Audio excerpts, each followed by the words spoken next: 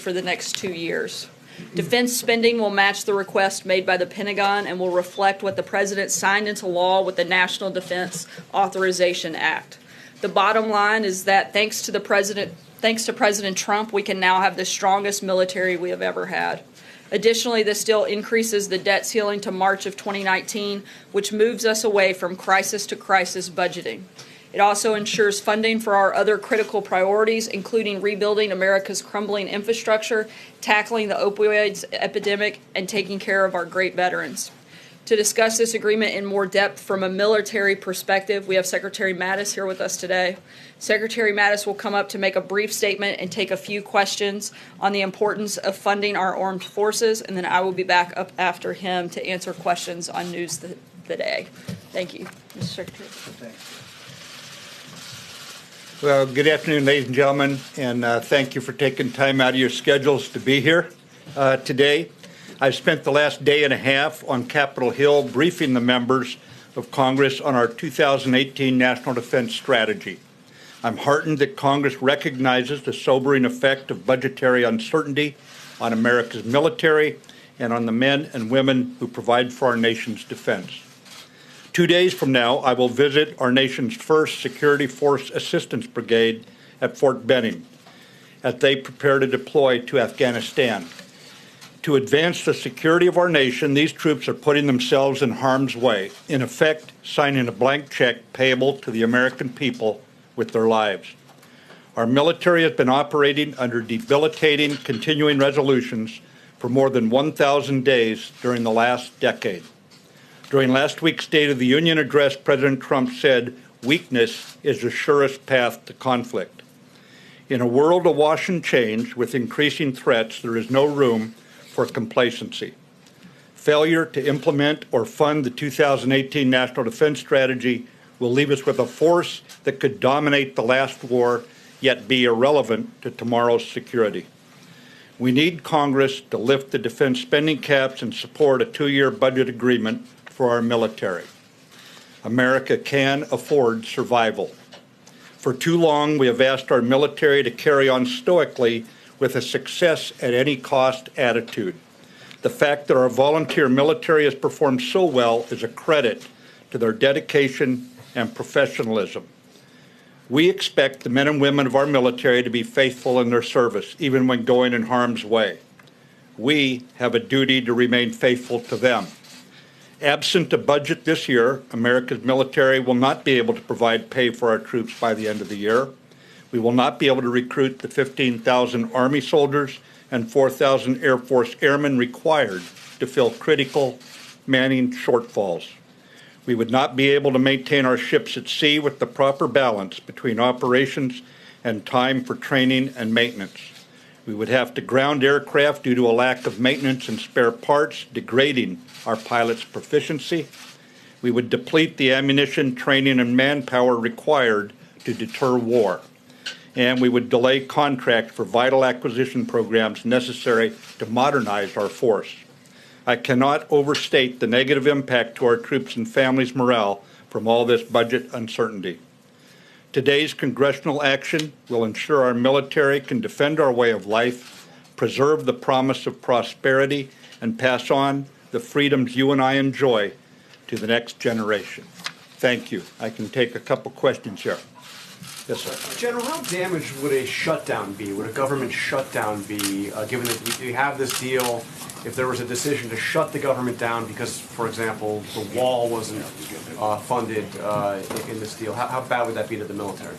Shutting down the government would be very damaging to the military for all the reasons I just cited about a continuing resolution, but then aggravated by the shutdown itself, where we actually send home all non-uniformed personnel except those in a few critical areas.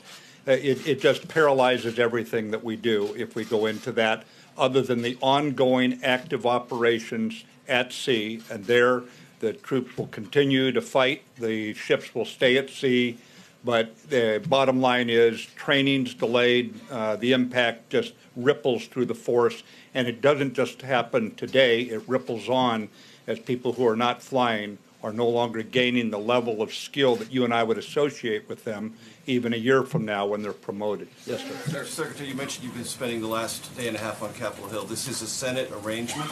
Do you have any sense, sir, if the House leadership on the Republican side is equally receptive and as enthusiastic as you are?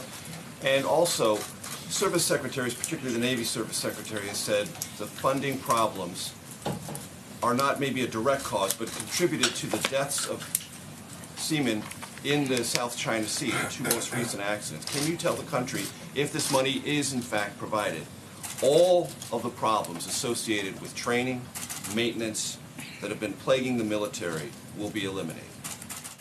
I am optimistic that what the House did earlier this week and what the Senate did today can come together this week and give us the budget that then enables us to carry out our responsibilities. By ours, I mean all the leaders in the Department of Defense who will address the issues you just brought up.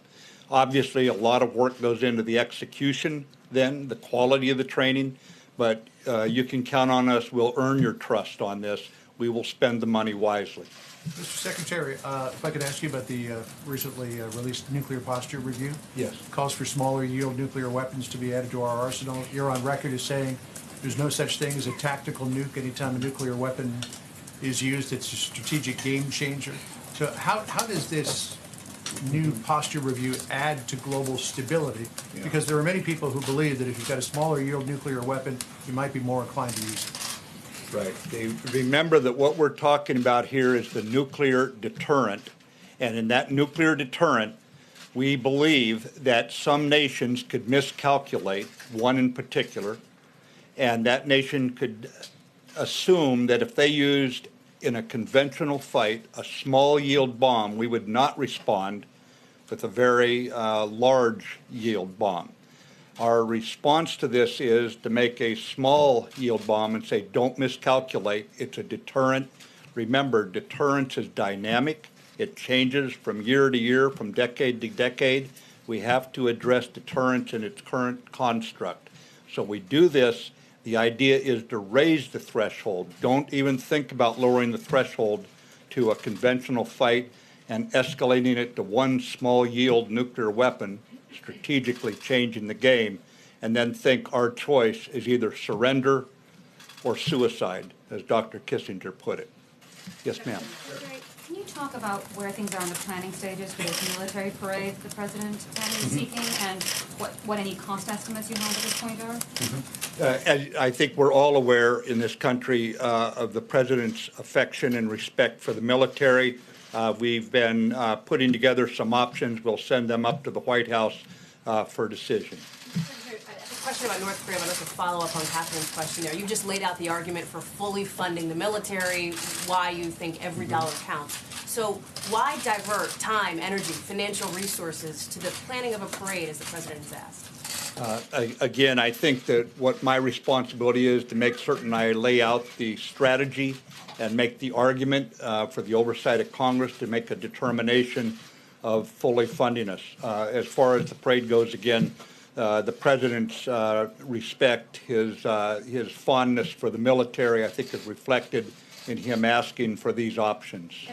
Yes, ma'am. I'm sorry, on North Korea. Can I ask you whether you think that war is actually nearer or closer with North Korea than it was at the time the administration took office? And do you support any kind of meeting or communication between Vice President Pence and North Korean officials at the Olympics? Well, on the second, Vice President Pence is quite capable of making the call on that while he's in Korea.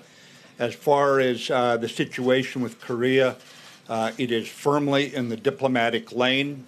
We have seen much stronger diplomatic action. For example, the last three United Nations Security Council resolutions, unanimous. And how often do you see France and Russia, PRC, China, and the United States, Great Britain, all voting, and other countries all voting unanimously? I think that makes it very clear this is firmly in the diplomatic lane. And we, of course, back up Secretary of State Tillerson's foreign policy efforts as guided by the president with viable military options. But thank you very much, ladies and gentlemen. One more on Syria. Good to go? Yes, sir. All right. Thank you, Mr. Secretary. Due to the timing and tight timeline, we will jump right into questions for today with no further statements. See.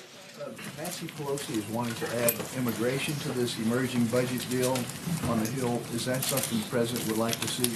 I think we've made clear that the budget deal should be a budget deal, and that members of Congress, like Nancy Pelosi, should not hold our military hostage over a separate issue. We've laid out what we would like to see in immigration legislation, and I think it's something that Nancy Pelosi should support, and hopefully she will come on board. We can get this budget deal done, and then we can focus on getting an immigration deal done. Follow-up, is the president committed to this March 5th deadline for DACA, or is he going to extend the deadline? Look, we are hopeful that we will make a deal with Congress, and we'll see what happens after that. But our goal is to try to get something done. We don't want to keep kicking the can down the road, and we'd like to see a solution, which is why we've laid out a plan that we think addresses everybody's concerns and meets those needs. Jordan? Thanks, Sarah. To put another point on it, will the president sign the budget agreement that was laid out by the Senate this morning? Look, we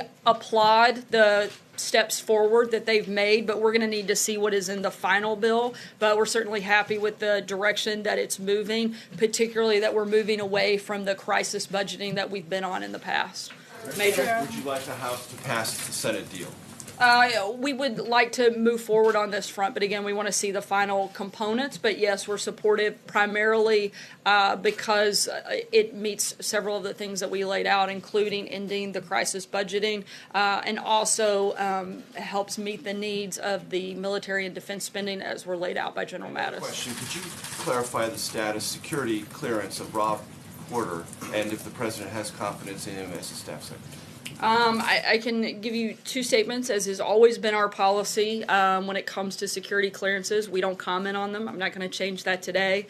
I can tell you that Rob has been an effective in his role as staff secretary, and the president and chief of staff have had full confidence and trust in his abilities and his performance.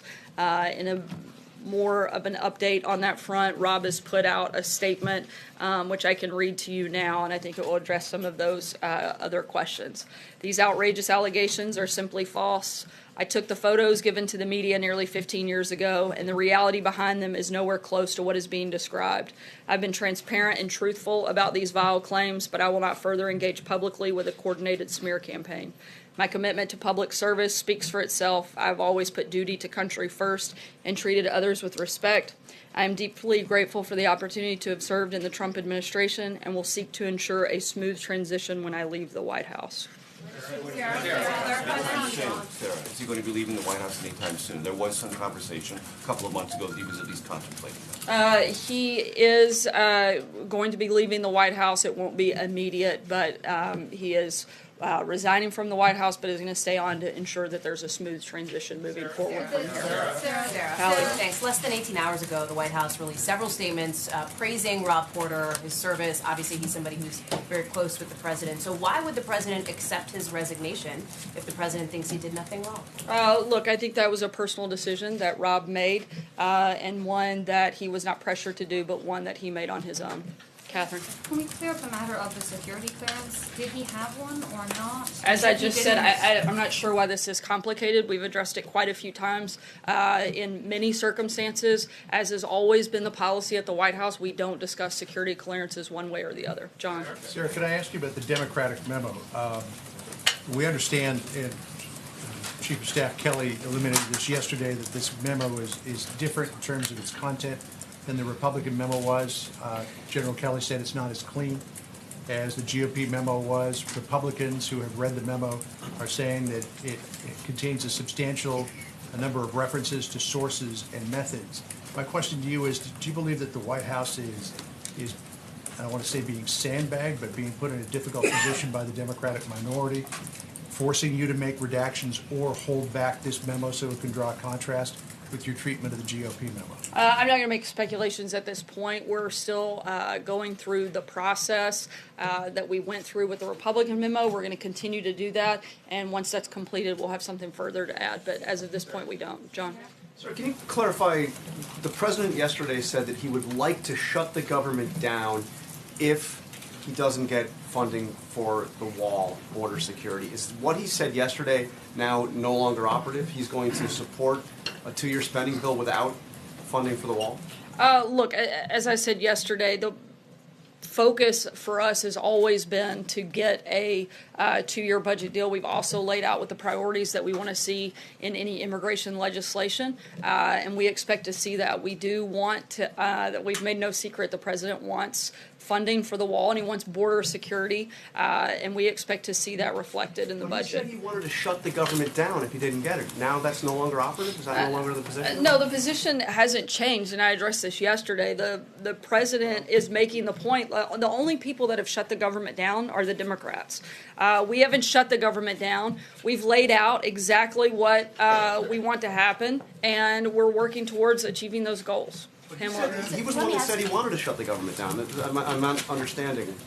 Look, He said, I want a government shutdown. The point he's making when you put it in the context is that if we are going to have that fight, it's a fight that the Democrats started last time and they lost, and we think that we would win again. We want a 2-year budget deal. We want an immigration plan that fixes the problem and doesn't further kick the can down the road. Those are the two focuses, and we're hopeful we'll get those done. How can the president still have confidence in his deputy attorney general when he said he feels vindicated in the Russia probe by the Nunes memo that mentions Rosenstein and the fact that Rosenstein oversees the Russia probe?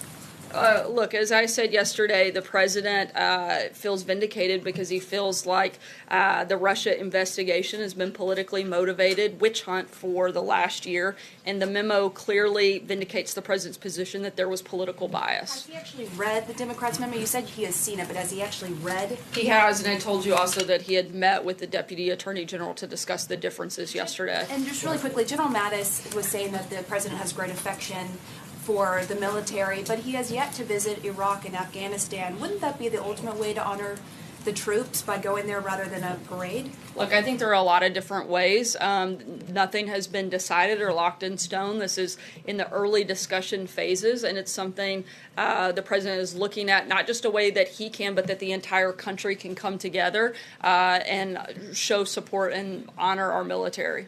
Cecilia. Thanks. Does the president have any concerns about these domestic violence allegations raised against Rob Porter? I haven't spoken to him about specific concerns. You haven't talked to the president about this? About whether or not he has specific concerns, I haven't asked him that question, Cecilia. Have you seen the photos of Rob Porter's ex-wife with a black eye? I don't know. Sarah. Thanks a lot, Sarah. The president weighed in today on Twitter on the stock market, the first time this week. He's done so, and he's done so quite a bit over the course of his first year in office. Will we expect the president to continue to weigh in on the daily fluctuations on the stock market going forward, or will he sort of let the market take its course? I don't think I'm going to speculate on what we may weigh in on every single day moving forward through the administration, but the economy has obviously been a big focus for the administration, and it's something we're going to continue to talk about. We have a very strong economy. We feel very confident in the direction that we're moving, and certainly the focus on the long-term economic fundamentals that this administration has been advocating for. On the immigration deal, would the president be open to the idea of just two pillars of what he's put forward being part of an immigration deal, that being funding for that border wall with Mexico, an increased border security, and then, of course, a legislative fix for those DACA recipients? We've laid out the 4 pillars that we want to see in immigration legislation. Shannon. The president today called these text messages from the FBI bombshells. Does he believe there was a conspiracy in the FBI to try and undermine his candidacy, to try and help Hillary Clinton? Can you explain a little bit more his thinking about what he's seen in these text messages? I think it just further shows that there is reason for all of us to have great cause for concern in this process, and we hope that it's more thoroughly and fully looked at as we move forward. Just quickly on the FBI, are there some more specific changes, personnel changes you'd like to see at the FBI? Not that I'm aware of at this time. Stephen. I just want to give you a chance to respond to the concerns about the propriety of this parade down Pennsylvania Avenue. A lot of people in the country think that that's not how the American military should be presented to the world, rolling tanks down America's Main Street. What do you think? Look, as I said We haven't made a final decision. The president's simply exploring different ways that he can highlight and show the pride that we have in the military, the people that have served and sacrificed to allow us all of the freedoms that we have. The president is very proud of the United States military and all that they do on behalf of all of us, and we're simply exploring options. I think it's way too far speculation to start weighing in on, whether or not we think certain things are appropriate when nothing has been decided and it's literally in a brainstorming session. Is it true that the report that the president essentially gave a directive to the Defense Department that this is something that must happen?